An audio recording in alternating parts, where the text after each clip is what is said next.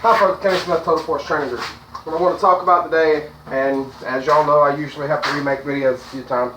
Usually because I cuss somebody out that sometimes sees it, sometimes doesn't.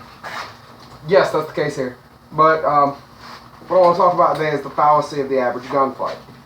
There are a lot of instructors, some I respect, some not so much, that everything they do centers around this so-called average gunfight. Now, some of them have done the research themselves, and if you check from year to year, the average gunfight they teach changes, because much like with averages, with new input, the output has changed. Some of them just regurgitate the same crap 10 years ago. Alright? Put that out there first. You have to understand who you're getting this so-called average from. To me, I look at average ranges. I don't give a damn how many rounds are fired, because as far as I'm concerned, I want you firing every last damn one of them. Alright?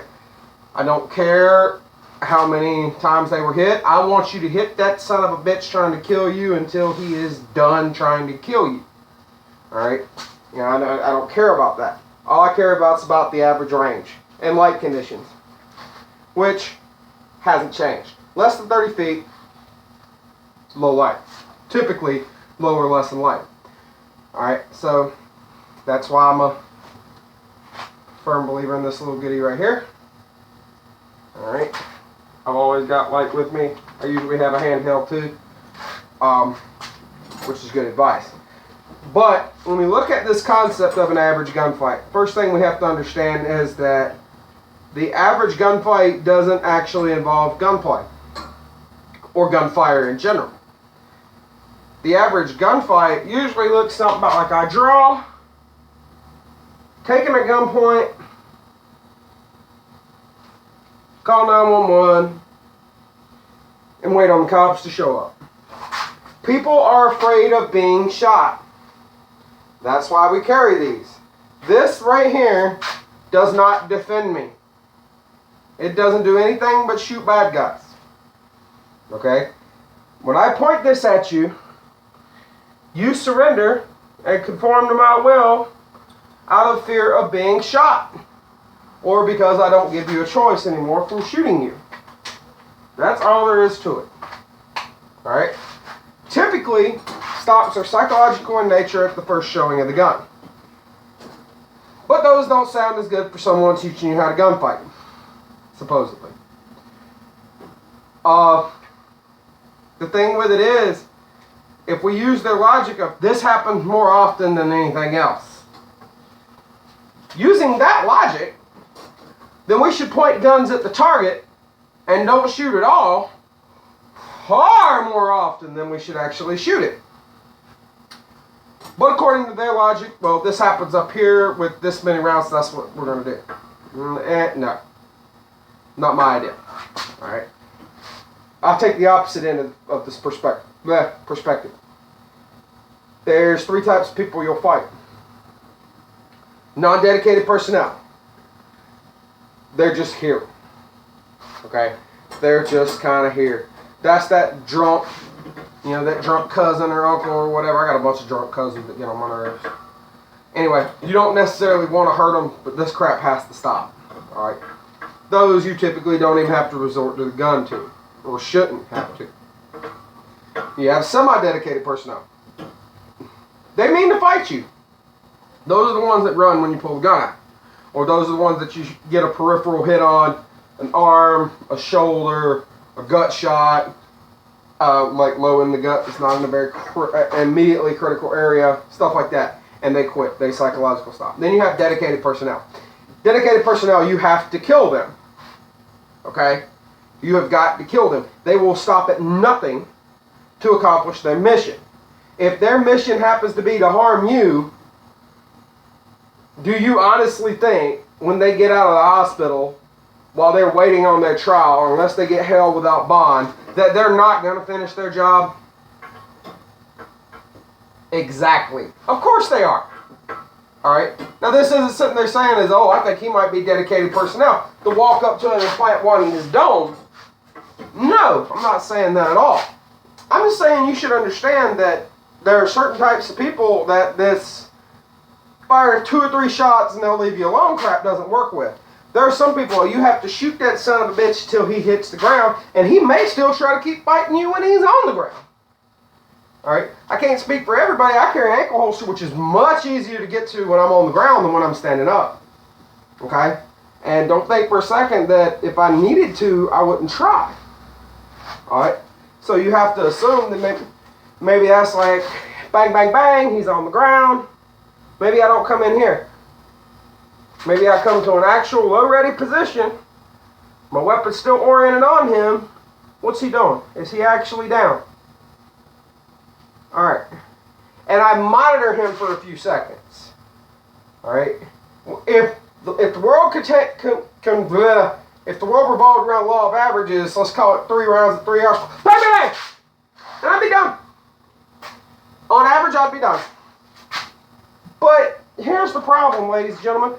You and me and your dumbass cousin and my dumbass cousin, even the dumbest dumbass in your neighborhood or my neighborhood knows the world does not work that way. Alright?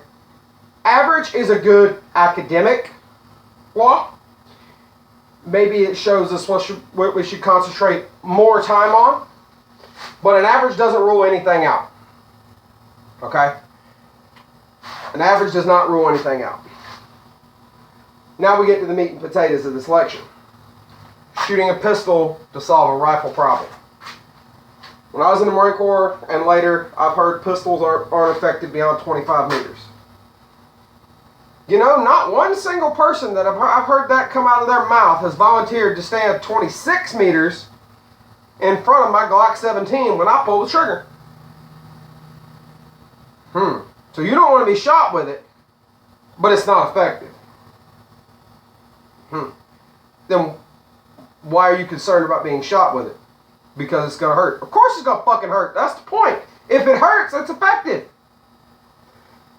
So let's look at some real world incidents where long range pistol shooting could have saved lives. We'll do 2. For sure, 2. The first one, Columbine High School. But it's a school. Yeah, I get that. But I also know the first responding deputy received fire from across a parking lot while those 2 were shooting at him from an elevated position. Now, if he had the confidence to take a longer range shot, there may have been a different solution to the Columbine problem. I'll give you another one. The Aurora Theater with old Holmes or whoever the fuck that crazy orange-haired looking dude was. Now he's got a beard and moosh. This cat comes into a theater, starts shooting people. Well, you have to look at your own choices on this. You sit on the front row, you're front priority target. I sit on the back row. I'm tall, okay? There's no tactical reason for it. You know, everybody's like, oh, I sit on the back row where I can see everybody. And well, I can see the door. I do sit where I can see the doors. But I sit in the back because I'm tall.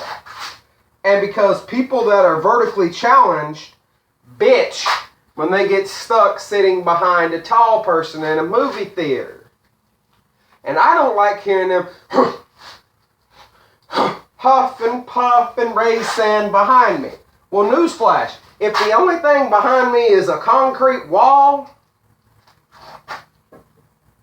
alright, that's not concrete, but I reckon what'll do. I have never once in my life heard this wall get mad at me and huff and puff or make any other kind of racket. I sit in the back of a movie theater so I can enjoy the movie. Okay? Nothing tactical about it.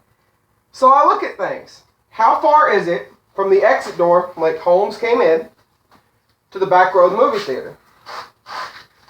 You know, I haven't been in your local theater, but in mine, even in the smaller ones, it's a right smart further than 25 yards. Probably between 50 and 100. If I had to give you a safe middle guess, I'd say between 60 and 70. Just saying. If you believe the hype that your pistol is ineffective past 25 meters, you would not even try to take that shot. If all you've trained for is the average gunfight at a few yards firing a few rounds, now all of a sudden You have an individual armed with a superior weapon in the form of a rifle, wearing body armor with large ammunition in an obstructed and disruptive environment in the form of the smoke he was throwing, plus in low light, and you've never shot that far. Okay, well, your muzzle flash just made you the next fucking casualty. Now, understand something. Even the most dedicated personnel, they have a come to Jesus meeting when they hear that whip snap of a round coming past their head. Okay?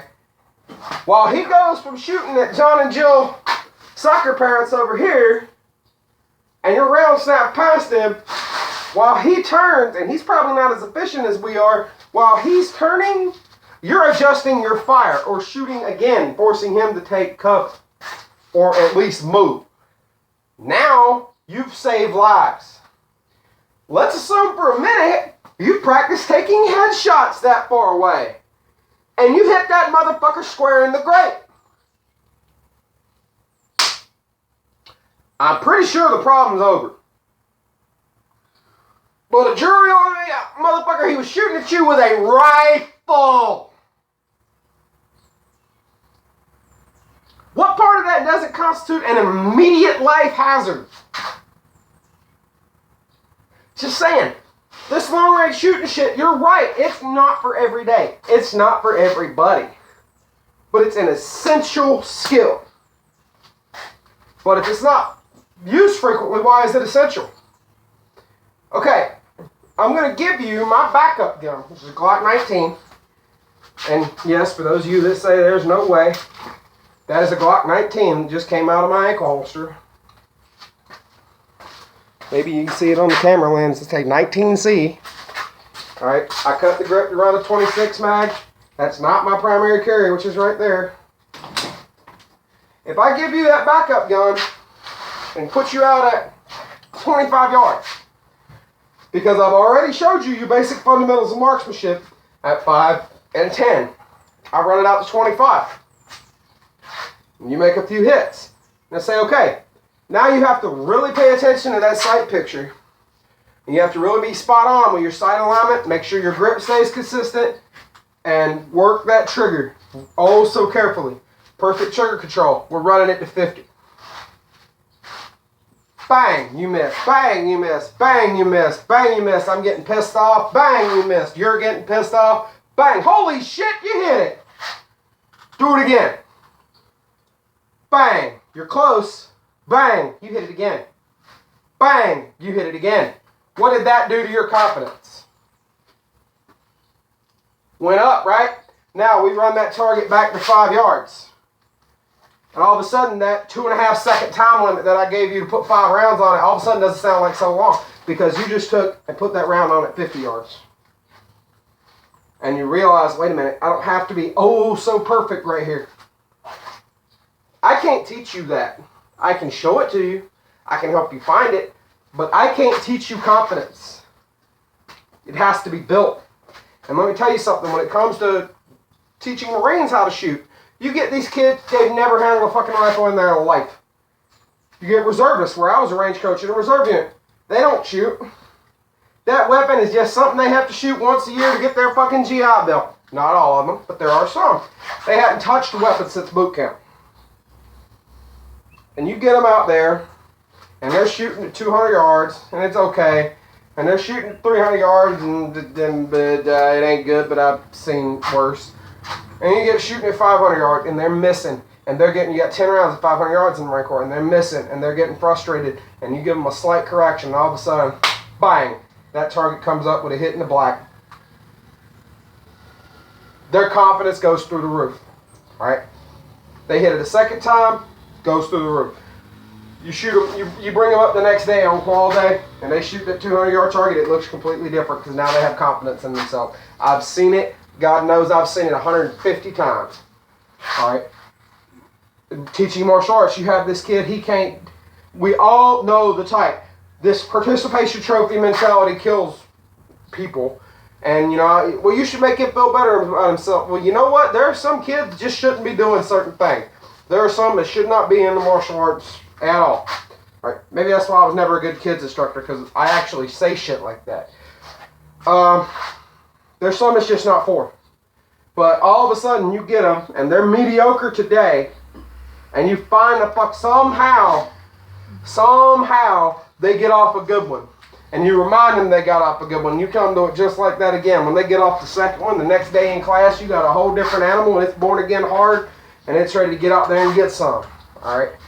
I mean, confidence, I can't show it to you. I can't tell you how to get it. Nobody can. But if I challenge you, it builds. It progresses. Who the fuck is there to say that shooting is not like anything else?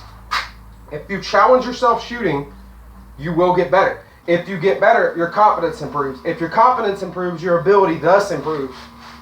Okay? Because you're not fighting yourself to do it. Now let's look at this law of averages again. Well, you spent 4 hours and 2 8-hour days on the range. You spent a quarter of it shooting at 25, 50 yards. Yeah, I did. Tail end day one, that's what I have set up on our course curriculum, which is all subject to change, of course, is longer range shooting. Why? Because it builds that confidence.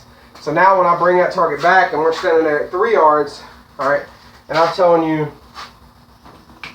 hey dude, you got notch and post sights. These things are the fastest thing in the world to line up. Check this out. When you're shooting up close like this, catch your front sight on target. And as long as the weapon's lined up with you, you can get hits on target. Now you're willing to try that. That yesterday, you were so concerned, oh my God, I can't shoot. I have to see everything perfect and my sights are moving. Well, now you're getting rounds out quicker and your shot's breaking about here. Why? Because you saw what a good sight picture looked like when we were shooting out here at 50. Okay? Now, let's take that to the fighting context. You get in a fight, knock on wood, I hope none of y'all get in a gunfight. You get in a gunfight at, call it 15 yards. And they progress towards you. Alright, it's not a gunfight yet. Someone's progressing towards you. Maybe they produce a knife at 5 yards. You're in a bad position there. You move offline, that weapon comes up, that target's moving.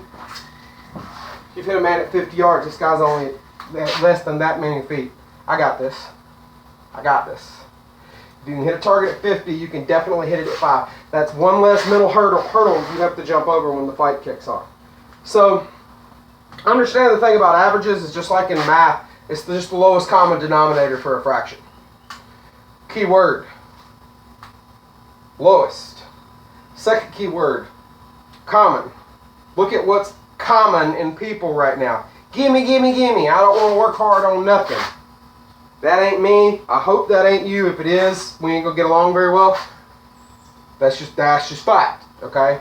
This world right now, average is not what you want to be, all right? Then you have the attacker. Maybe that person doesn't really want to fight.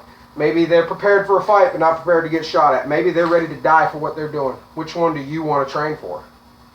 If you're prepared to handle the one that is ready to die today, okay, that intends for today to be his last day on earth, I'm pretty sure you can handle the other two. All right? Understand the law of averages should be studied in how you drill. Drill, not how you train. The difference between training and drilling works on a specific scenario. Training works on sets of skills or a specific skill. Train to the highest standard possible. Drill for what's realistic and relevant. Me personally, a 50-yard shot is not irrelevant, and it's definitely realistic. Me and my girlfriend are probably in the movie theater local at least 3 times a month. So it's not unlikely that if I need my gun, I might be in the theater having to take that shot. It's not unlikely that I might be in a duty-bound situation where I may have to shoot further than the average civilian on a carry permit. All right, which I am on a carry permit, make no mistake. I'm not a police officer, I just write bail bond. All right. I may be in a situation where I have to deal with a bit more weapon retention because I'm a bouncer. I throw people out of bars, they grab. Okay? I may have to deal with that a little bit more than other people.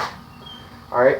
So understand your situation. I can't tell you what's relevant to your situation. I can't tell you what's realistic for you. Nobody can, because we don't live your life. All right? You use the average to determine what's relevant and realistic, and you don't use somebody else's average. You read the FBI Uniform Crime Report, you talk to the police officers in your jurisdiction to find out what's going on, and you do the work yourself. You figure out your average in your area, then you base your gear and training decisions on that. Anybody that tells you this works for the average gunfight, you shouldn't have much faith in them, because there is no such thing as an average gunfight. You shouldn't prepare for average. You should prepare to be better than average. Other than that, you prepare for the average gunfight. That's all you're ready to handle is just that average. That means average fucking performance, which is unacceptable. Kenny Smith, Total Force Training Group. Stay in the fight.